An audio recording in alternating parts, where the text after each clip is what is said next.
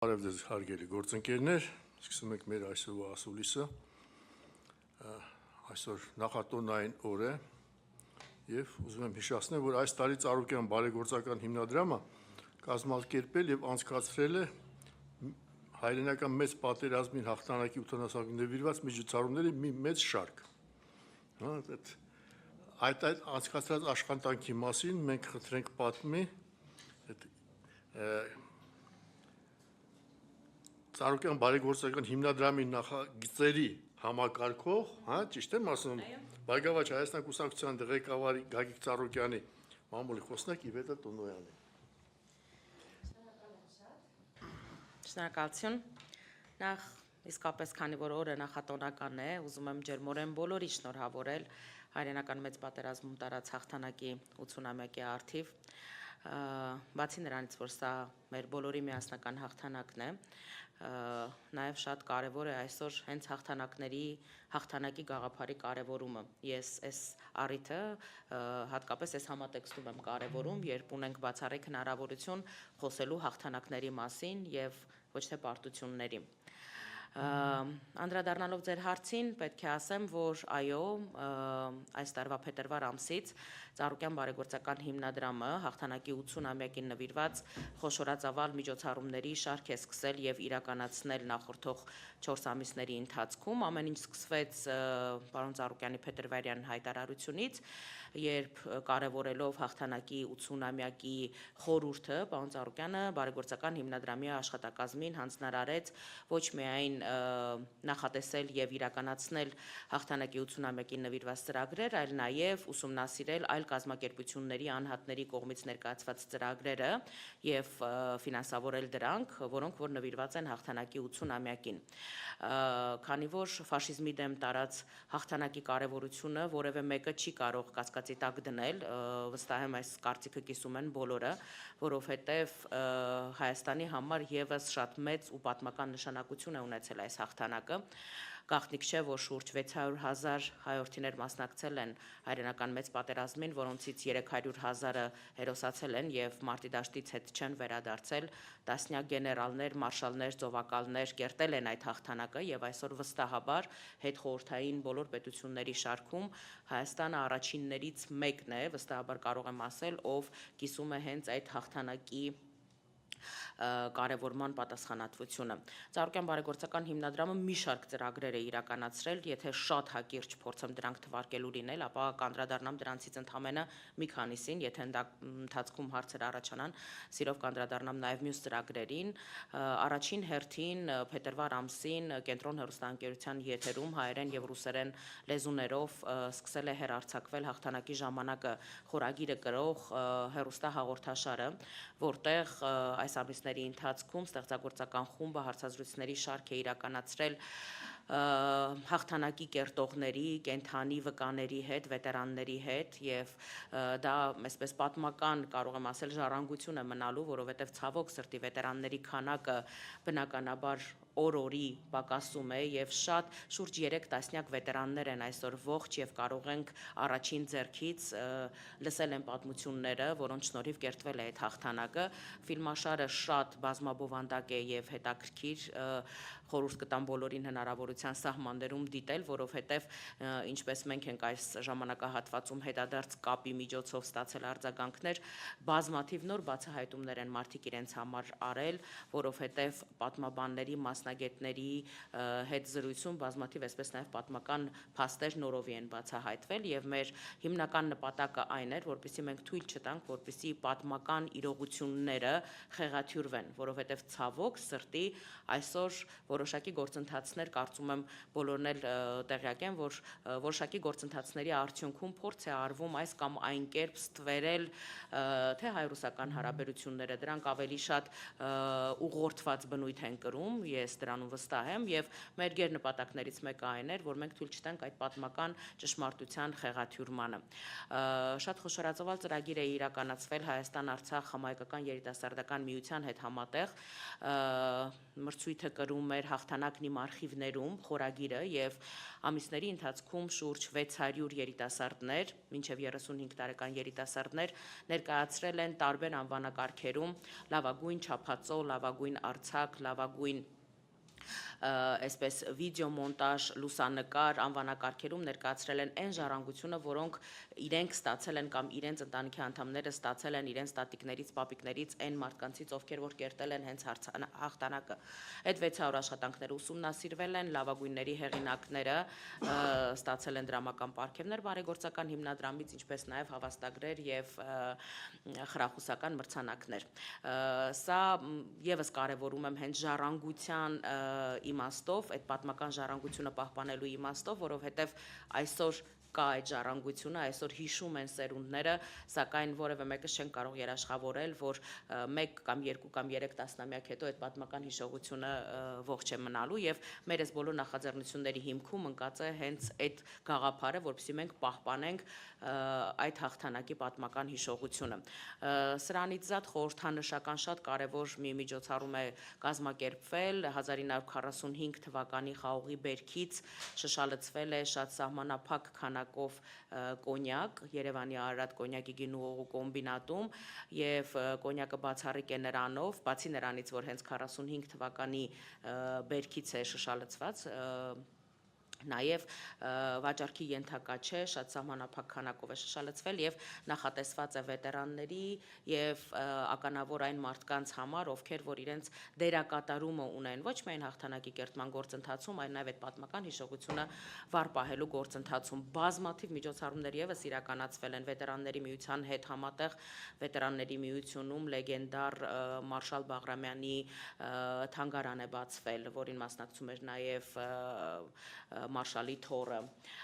Մի խոսքով բազմաթիվ միջոցառումներ այս ամիսների ընթացքում իրականացվել են, բազմաթիվ աշխատանքային հանդիպումներ, կոնֆերանսներից մեկը կրում էր ֆաշիզմը բոլոր ժամանակներում խորագիրը եւ անդրադառնում էր նաեւ մերօրյա ֆաշիզմի դրսեւորումներին, ժամանակակից աշխարհում այդ ֆաշիզմի դրսեւորումներին։ Մի խոսքով բազմաթիվ ուղղություններով այսպես տարբեր ծրագրեր են իրականացվել այս ամիսների ընթացքում եւ ես կարծում եմ, որ այստեղ գերնպատակը այն է, որ այս օրերին կարող եմ վստահաբար ասել, որ վերջին օրերին, այո, բազմաթիվ անհատներ, կազմակերպություններ սկսել են խոսել, հաղթանակի 80-ամյակի կամ դրա կարևորության մասին, բայց կարծում եմ, որ այդ մասին խոսելուց զատ պետք է նաև աշխատել այդ հաղթանակի վերհուշը կենթանի ու վառ պահելու ուղղությամբ, որովհետև այո, խոսել կարող են բոլորը, բայց այդ հաղթանակի վերհուշը մարդկանց մեջ եւս մեկ անգամ արթնացնելու, վառ պահելու ուղղությամբ պետք է տարվի աշխատանք, որովհետեւ ոչինչ հենց այնպես չի լինում վստահաբար եւ եթե մենք իրապես կիսում ենք այդ հաղթանակի բերկրանքի երջանկությունը, ապա նաեւ այդ գաղափարը քարոզելու ուղղությամբ պետք է տարվեն աշխատանքներ,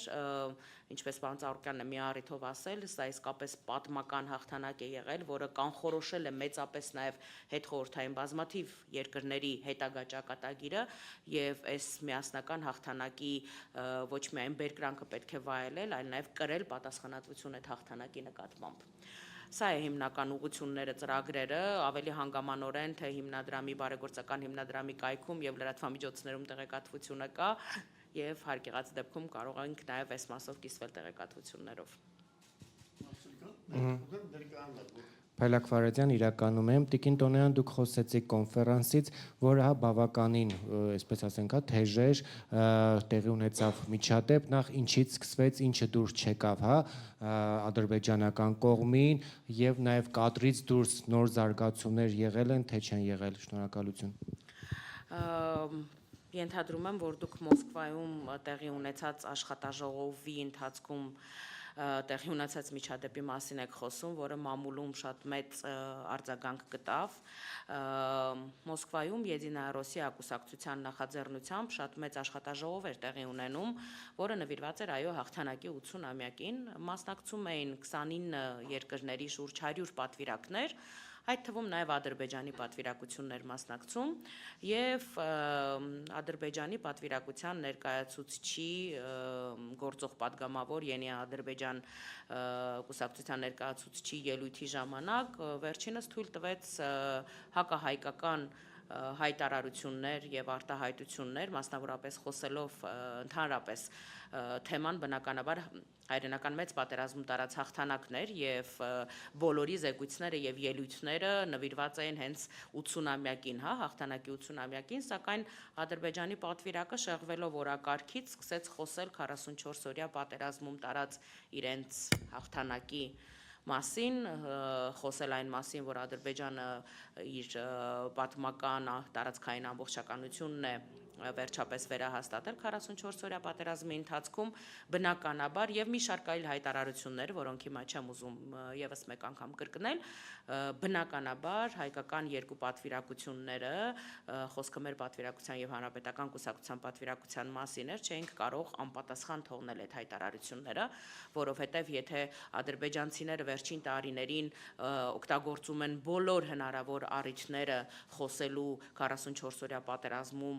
տարած իրենց կրկնում եմ ճակերտավոր հաղթանակի մասին եւ պատմական արդարության վերականգնման մասին եւ ցավալիորեն չեն ստանում համարժեք պատասխան, դա նրանց բավարար հիմք է տալիս անընդմեջ եւ շարունակաբար շարունակել խոսել այդ ամեն ինչի մասին, ցեղ շպրտել Հայաստանի Հանրապետության վրա, գնահատականներ հնչեցնել։ Թե ես, թե Էդուարդ Շարմազանովը հանրապետական կուսակցությունից բնականաբար համարժեք պատասխան տվել ենք այդ հայտարարություններին, մասնավորապես պատմական փաստերի միջոցով Էդուարդ Շարմազանովը անդրադարձել է, որ պատմական փաստերը կեղծելով հնարավոր չէ արդարության հասնել եւ եթե նրանք խոսում են արդարության մասին, ապա հենց առաջին անարդարությունը հենց այդ պահին դրսևորվում էր հենց այդ դահլիճում։ Ես իմ ելույթում խոսել եմ մերօրյա ֆաշիզմի մասին, որովհետև լավագույնս դրսևորվում է մերօրյա ֆաշիզմը, երբ խաղաղ բնակավայրերը եւ խաղաղ բնակավայրերի բնակիչները անընդմեջ գտնվում են ադրբեջանական զինուժի կրակահերթերի տակ եւ խոսել եմ նաեւ այն մասին, եթե մենք խոսում ենք այո արդարությունից, ընդամենը 2 տարի առաջ 120,000 մեր հայրենակիցներ էթնիկ զտման ենթարկվեցին եւ բռնի տեղահանվեցին իրենց պատմական հայրենիքից։ Կարծում եմ բոլորը տեսել են այդ կադրերը, որ դահլիճում սարսափելի մեծ աժիոտաժ առաջացավ, որովհետեւ Ադրբեջանի պատվիրակի ելույթից հետո արդեն իսկ Ադրբեջանի դեսպանատան բազմաթիվ ներկայացուցիչներ էին հայտնվել դահլիճում, որը ի սկզբանե նախատեսված չէր, որովհետեւ միայն պատվիրակներն էին մասնակցում եւ ինչ որ մեկը տեղից ձայնարձակումներ էր իրականացնում այն մասով, որ ներկայանալով Ադրբեջանի դեսպանատան խորհրդական, ինչ որ մեկը այնտեղ ներկայացավ քարտուղար, մի խոսքով դահլիճը լեփլեցուն էր ադրբեջանցիներով, սակայն դա որևէ դեպքում չի կաշկանդել թե ինձ, թե Էդուարդ Շարմազանովին հնչեցնել մեր տեսակետը, որովհետև իրականում իսկապես շատ ներկայանալի կազմ էր պատվիրակների հավաքված այդ դահլիճում, կրկնում եմ 29 երկրներից եւ այո, թե հետագայում որքանով այդ միջադեպը լրատվամիջոցներում տեղ կգտներ, բնականաբար դա եւս շատ կարեւոր էր, բայց մեզ համար կարեւոր էր, որ մենք թույլ չտայինք այդ արտահայտությունները, որպեսզի միայն հասանելի լինեին միջազգային պատվիրակներին, այլ նաև լսելի լիներ մեր դիրքորոշումը, մեր տեսակետը, որը եւ մենք արեցինք։ Դրանից հետո Ադրբեջանի պատվիրակները բնականաբար, քանի որ այնպես էր ստացվել, որ Հայաստանից 2 պատվիրակություններ ներկայացված եւ 2 ելույթ եղավ, հետեւողականորեն փորձում էին միջոցառման կազմակերպիչներից ելույթի իրավունք ստանալ, երկրորդ ելույթի իրավունք ստանալ, ինչին մենք բնականաբար դեմ ենք արտահայտվել եւ ասել ենք, որ թույլ չենք տալու, որտեվ օրակարգով յուրաքանչյուր պատվիրակությանը 1 ելույթ էր նախատեսված, հակառակ պարագայում հայկական 2 պատվիրակությունների այլ ներկայացուցիչներ եւս հանդես են գալու ելույթներով եւ կարող էր այդ գործընթացը այսպես բավականին երկար շարունակվել, ռուսական կողմը չտվեց կազմակերպիչների երկրորդ ելույթի հնարավորություն չտվեցին ադրբեջանցիներին եւ դրանից հետո նրանք ուղղակի լքեցին դահլիճը։ Թերևս այսքան է միջադեպի հետ կապված։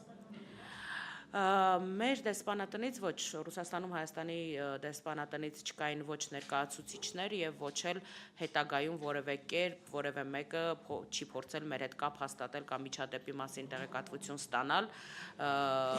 թե մեր կուսակցության ներկայացուցիչները եւ թե հանրապետական կուսակցության ներկայացուցիչները, որովհետեւ հետադարձ կապ չենք ստացել, կրկնում եմ այն դեպքում, որ Ադրբեջանի դեսպանատան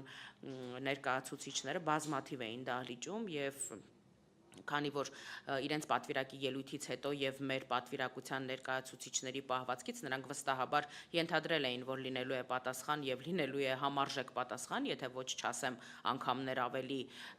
ուժգին պատասխան, այո, նրանց դեսպանատունը այսպես պատկառելի կազմով ներկայացված էր, սակայն Հայաստանի դեսպանատան ներկայացուցիչներ ներկա չէին այնտեղ։ Կենտրոն հեռուստաընկերություն, Տիկին Տոնոյան, դուք ասացիք, որ Գագիկ Ծառուկյան բարեգործական հիմնադրամի 80-ամյակի նվիրված միջոցառումները կազմակերպված դրական այսպիսի արձագանք են ստացել, հայտնվել են բոլոր տեղական լրատվամիջոցների էջերում, իսկ արտերկրում, արտասահմանում ինչ արձագանք է ստացել, մամուլը արդյոք արձագանքում է, չգիտեմ ինչ։ Շնորհակալ եմ հարցի համար, այո, իրականում եւ մեր համար դա շատ կարեւոր է, որովհետեւ միջազգային լրատվամիջոցների ուշադրության կենտրոնում եւս հայտնվել են մեր կողմից իրականացված ծրագրերը, ընդամենը օրեր առաջ Russia Today հեղինակավոր պարբերականն է անդրադարձել Ծառուկյան բարեգործական հիմնադրամի իրականացրած միջոցառումներին, ORT-ից ունենք հետաքրքրվածություն ծրագրերի մասով մեկնաբանություններ եւ պարզաբանումներ տալու, միջազգային մի շարք լրատվամիջոցների հետ եւս կանոնավոր աշխատում ենք եւ տրամադրում ենք տեղեկատվություն, որովհետեւ ինչպես միջազգային լրատվամիջոցներն են արձանագրում, այս ծավալի միջոցառումներ համենայն դեպս Հայաստանում անգամ պետական մակարդակով չեն իրականացվել հաղթանակի 80-ամյակին նվիրված եւ հիմնադրամը իսկապես պատվով փետրվար ամսից հանձն է առել այս գործառույթը եւ իրականացրել է տասնյակ ծրագրեր, որոնք ոչ միայն տեղական, այլ նաեւ միջազգային մամուլի հետաքրքրությունն են առաջացրել։ Տիկին Տոնոյան, կպարզաբանեք այն տեղեկությունները, որ Գագիկ Ծառուկյանը մեկնել է Մոսկվա զորահանդեսին մասնակցելու համար, ինչպես նաև ռուսական կողմի հետ ինչ-որ հանդիպումներ են նախատեսված, որոնք իրականացվելու է, սրա վերաբերյալ ինչ մեկնաբանություն եք։ Մեկնաբանությունը հետևյալն է, այո, հաստատում եմ այդ տեղեկատվությունը, որ Գագիկ Ծառուկյանը մասնակցելու է Մոսկվայում մայիսի 9-ին մասնակցելու է հաղթանակի 80-ամյակին նվիրված զորահանդեսին եւ նաեւ տոնին նվիրված այլ միջոցառումների եւս մասնակցելու է, սակայն ինչ վերաբերում է Ռուսաստանի Դաշնության քաղաքական շրջանակների ներկայացուցիչների հետ նախատեսվող հանդիպումների վերաբերյալ հրապարակմանը, ցավոք պետք է ասեմ, որ բավարար տեղեկատվության այդ մասով չեմ տիրապետում եւ հետեւաբար իրավասու չեմ մեկնաբանել այդ տեղեկատվությունը, սակայն մայիսի 9-ի զորահանդեսին մասնակցելու եւ տոնական այլ միջոցառումների մասնակցելու մասով տեղեկատվությունը, այո, համապատասխանում է իրականությանը, ռուսական կողմի հրավերով պարոն Ծառուկյանը մասնակցելու է բոլոր այդ միջոցառումներին։ Տիկին Տոնոյան, այսօր եմ ուզում եմ իմանալ, այ ասացիք, որ պետական մակարդակով նույնիսկ այդպիսի միջոցառումներ չեն իրականացվել, ինչպիսին որ Ծառուկյանի հիմնադրամն է, իսկ ընդհանրապես որևէ միջոցառում պետական մակարդակով, չգիտեմ, համագործակցելով կամ բան, ինչ որ բան նախատեսվում է, որ իշխանության կողմից այս հաղթանակի 80-ամյակին նվիրված միջոցառումներին մասնակցություն են ունենալու, գուցե այդ անմահ գնդի երթին մասնակցություն է ունենալու իշխանությունից որևէ տեղեկություն ունեք եւ ընդհանրապես անմահ գնդի երթին արդեն տեղեկություն կար, որ դեսպանն է Ռուսաստանի մասնակցելու, տեղյակ եկել ովքեր են մասնակցելու եք դուք։ Շնորհակալ եմ հարցի համար, ինչ վերաբերվում է պետական մակարդակով իրականացված կամ այսպես իրականացվելիք միջոցառումներին, անկեղծորեն ես որպես մարդ, ով ամենօրյա ռեժիմով նաև աշխատում է մամուլի հետ, ես այդ մասով տեղեկատվության չեմ տիրապետում եւ իրականում նպատակահարմար էլ չեմ գտնում այդ մասին անդրադառնալ, այդ մասին խոսել, որովհետեւ ես ամենայն դեպս չեմ հանդիպել այդպիսի ծրագրերի վերաբերյալ, լուսաբանումների։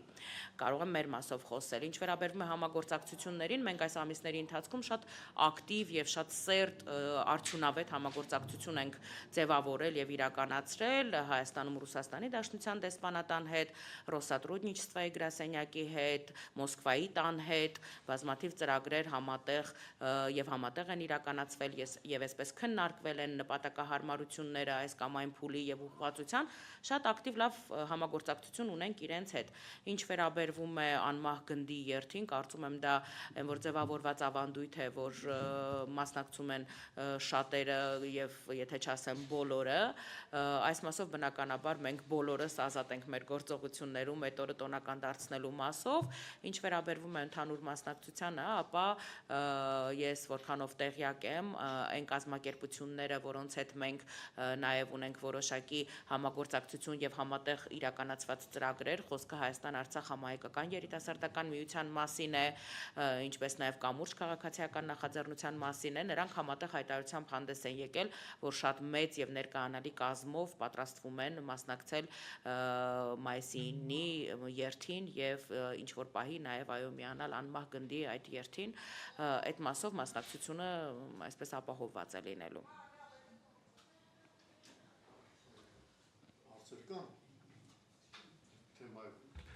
Տիկին Դոնոյան, մի հատ հարցն այս թեման ոնց որ սա քննարկեցինք, մի հատ չկապված այս 81 հարցն հուշարձանների հետ կապված։ Դուք գիտեք, որ ասենք թե Դավիթ Հաշենի վերջն է թե Զոոնի սկիզբն է, դեռ ռուսերեն ասած մեստն պալոմնիչստվա։ Ամեն օր բարբեր մարդիկ մեքենաներով գնում հարցնում են ուր են գնում, պարզում են գնում են հարցնում են, թե որտեղ Քրիստոսի արձանն է, այնտեղ արդեն համբարձվել, այնց մի 30 մետր տևում է, ուստի գնում են նայելու, թե այդ արձանը ոնց են կառուցում, արդեն կեսը կա, հա։ Հիմա հետաքրքիր է, ինչ նորություններ կա այդ, երբ այդ արձանը տեղափոխվելու իր տեղը եւ երբ պատրաստվել լիովին։ Շնորհակալ եմ հարցի համար, իրականում այո հետաքրքրությունը շատ մեծ է եւ ոչ միայն Հայաստանի սահմաններից ներս, այլ նաեւ Հայաստանի սահմաններից դուրս, որովհետեւ չկա այդպիսի մի օր, որ մենք թե Սփյուռքի հայկական համայնքներից եւ թե պարզապես այսպես արտերկրից չստանանք հեռախոսազանգեր կամ նամակներ, որտեղ մարդիկ հետաքրքրվում են ժամկետների հետ կապված եւ այլն։ Բարեբախտաբար երկարատև այսպես գործընթացներից հետո համապատասխան շինարարական թույլտվությունները արդեն տրված են Հիսուս Քրիստոսի արձանի կառուցման հետ կապված Հատիս լեռան գագաթին, այնտեղ ինչպես գիտեք միջնադարյան ամրոցի հետ կապված պեղումների գործընթաց էր իրականացվում տևական ժամանակահատված, պեղումները ավարտվել են, տևական ժամանակի արդեն ավարտվել են եւ այդ պեղումները եւս իրականացվել են Ծառուկյան բարեգործական հիմնադրամի ֆինանսական աջակցությամբ, որտեղ բնականաբար մեզ համար եւս կարևոր էր, որ որևէ այսպես պատմական նշանակություն ունեցող այսպես միջավայր չվնասվի այս ամբողջ գործընթացում եւ արդեն իսկ վերջնական գործընթացը խոսքը փաստաթղթային այսպես գործընթացի մասին է, որը ավարտին է մոտենում շուրջ 99%-ով արդեն իսկ ավարտված է, ավարտին հենց որ հասցվի գործընթացը շինարարական աշխատանքները մեծ թափով մեկնարկելու են, տեղադրման աշխատանքները իրականացվելու են, քանի որ այս գործընթացը պարոն Ծառուկյանի 24-ժամյա ուշադրության ներքո է գտնվում, որովհետև ինչպես տարբեր առիթներով պարոն Ծառուկյանը ասել է, սա խիստ խորհրդանշական դերակատարում է ունենալու այս արձանի շինարարությունը եւ թերևս մեր ազգային համախմբման ու համերաշխության նոր խորհրդանիշն է դառնալու, բացի նրանից, որ քրիստոնեությունը մեր 1700-ամյա պատմությունը հավերժացնող նաև որոշակի վկայություն է լինելու, նաև հույս ունենք, որ որոշակի հույսի եւ լույսի նոր այսպես շող է լինելու մեր ազգաբնակչության մոտ, ինչ վերաբերում է արձանի այսպես կառուցման մանրամասներին, արձանը ամբողջությամբ իր 33 մետր ծավալով 3 մասից ինքը արդեն ամբողջությամբ պատրաստ է, այսինքն պետք է իրականացվեն պատվանդանի շինարարության աշխատանքները, ընդհանուր արձանը ունենալու է 101 մետր բարձրություն, նախապես նախատեսված 77.7 մետր այսպես մետրի փոխարեն 101 մետր է այլևս ամբողջ բարձրությունը լինելու հուշարձանի եւ լինելու է ֆանտաստիկ գեղեցիկ, որովհետև են թեկուզ 3 դեմոդելավորումները, որ այս պահին իրականացված են ինքը ամբողջ տեղանքի համապատկերի մեջ, իրապես շատ ազդեցիկ է եւ շատ գեղեցիկ։ Այս մասով նաեւ մի այսպես գաղտնիք բացահայտեմ, որ լրատվամիջոցները թերևս տեղյակ են, որ Ծառուկյան բարեգործական հիմնադրամը նաեւ ֆիլմ արտադրողների Հայաստանի միության հետ ունի հուշագիր համագործակցության, որով Կաննի միջազգային կինոփառատոնի ժամանակ հայկական տաղավարի Հովհաննես պլանավորչությունն ենք մենք ստանձնել եւ իրականացնում եւ որպես գաղտնիք պետք է ասեմ, որ այդ կինոփառատոնի մեր հայկական տաղավարում շատ մեծ չափսերով տեղադրված է լինելու նաեւ Հիսուս Քրիստոսի այսպես արձանը պատկերող պաստառը, որպեսզի ամբողջ աշխարհին եւս մեկ անգամ հիշեցնենք, որ այո Հայաստանը առաջինն է ընդունել քրիստոնեությունը եւ քրիստոնեությունը մենք որպես համաշխարհային նոր բրենդ կարող ենք Հայաստանի այսպես ավելի մասսայականացնելու գործընթացում օգտագործել, որտեղ գաղտնիք չէ, թե Կաննի փառատոնում քանի երկրներից պատվիրակություններ են մասնակցում եւ մենք եւս մեկ անգամ այդ մասին բարձրաձայնելու բացառիկ հնարավորությունը չենք ուզում բաց թողնել այս մասով։ Շնորհակալություն, եթե հարցեր չկան, հարցերը սպառված են։ Ես էլ եմ շնորհակալություն հրավերը ընդունելու համար, ձեզ հրավիրելու համար եւ բարի օր բոլորիս։